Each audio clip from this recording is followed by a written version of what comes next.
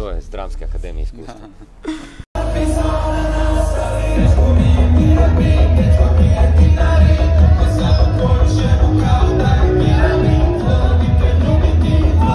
Evo, za početak, vaš prvi nastup zapravo u Rijeci, kakav je osjećaj?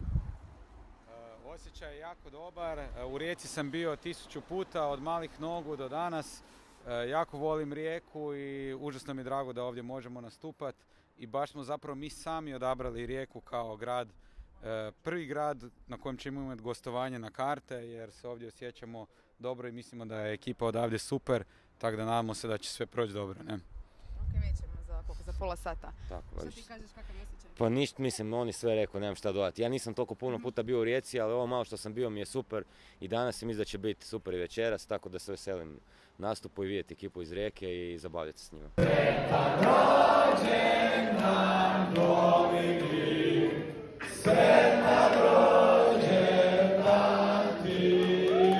Zapravo sad se nazivate onda glazbenicima, etablirani glazbenici pod Jemom, sad trenutno. Pa gle, mislim, dobro, to je više na drugima da procijene, ali definitivno ako radiš glazbu, ne vidim zašto ne bi bio glazbenik. Ok, a osim toga, Pa bi se još nešto... mislim, možda je to nekom, ljudi vole uvijek definirati stvari pa da im bude kao ovoj kategoriji onoj. Da, želimo staviti u kutiju, da, evo reci. Svi sputavati cijeli život, ne, zezam se malo, pa da, imamo šarolike interese pa tako se i svačim bavimo. Jedno od naših ljubavi velikih je i glazba koja je nekako ispala u prvi plan našom, i time što nam to je odlično raditi, imamo ljudi to cijene i našli smo neki rezon sa respons publike, ali da znamo i volimo raditi druge stvari kao što su videi i nekakvi dokumentarci, što god smo još se radili u životu, da, mi možemo svašta. Ok, dobro, čuli ste svi. Što biste istaknuli kao neki najsvjetliji možda trenutak u karijeri? Da, evo. Pa definitivno... Osim ovog nastupa. Da. Definitivno nastup u Pogonu kulture u Rijeci 2024.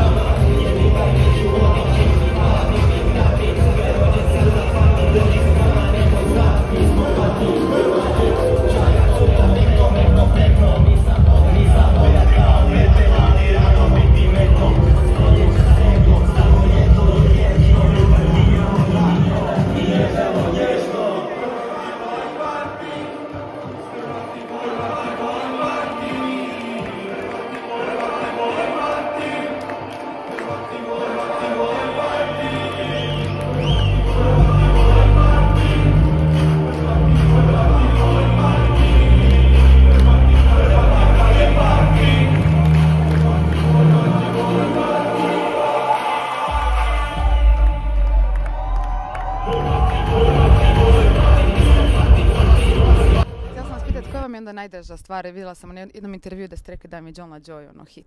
Koja vam je najjača stvar? Kao od njega? Pa mislim, everyday normal guy. Everyday normal guy.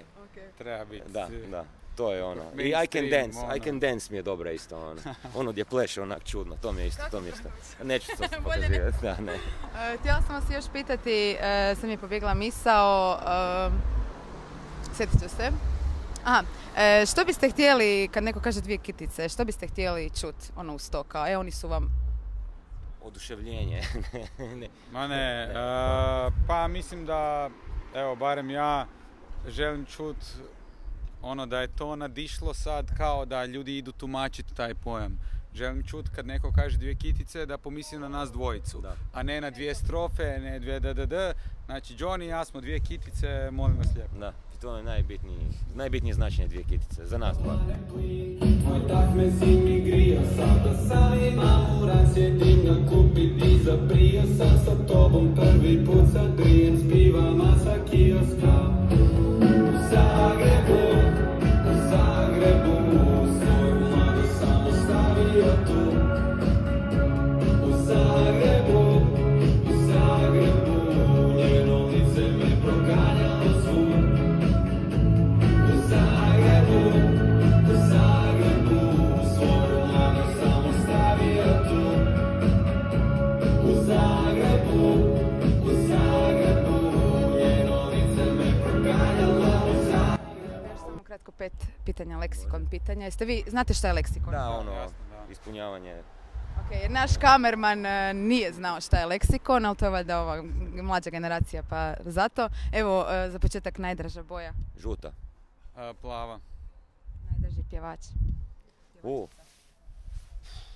To je teško reći. ima Ja puno. ću reći Blink-182, ajde. Ja ću reći Killersi, band, The Killers. Ok, najdraže jelo. Lazanje. Ko Garfield. Da. Ja ću reći, ne znam, pizza. Pizza i još jedno zadnje, imate simpatiju? Pa imam djevojku koja mi je i simpatija, bog te ja. Ja isto imam djevojku koja mi je simpatija, bok Nika. Dobro, niste rekli isto ime, ok.